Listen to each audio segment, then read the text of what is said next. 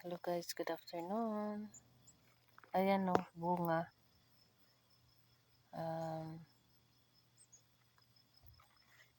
Kalabasa. Tsaka ito. Ayan. Kalabasa. At saka meron pa, hindi ko pa alam saan dito. So, dito siya.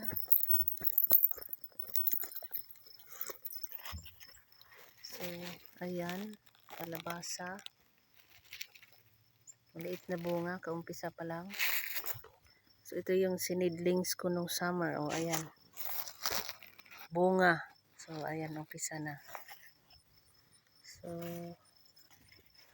sa lahat ng tinanim ko, ito lang ang nagkaroon ng bunga. Nagbigay. Tsaka, meron pa siya dito. Saan ba yun? So, ito pa, oh. So, yun na pala. Isa. Sana dalawa. Tapos tatlo doon. At saka apat. So, ito. So, meron. Ayan pa. Ito. So, ayan. So, yun lang guys. At mabagod sa lahat. Saka, ayan.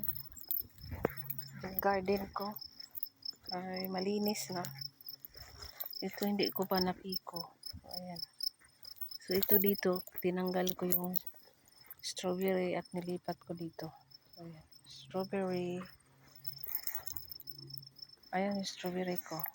So, may patatas akong na hindi ko pa nakuha. So, ito yung na ko patatas. Tsaka ito, sana. O, ayan, hindi siya nagkaroon ng bunga. Dahil kinain siya ng insekto. So, yun nga lang. Dahil sa susunod na taon ay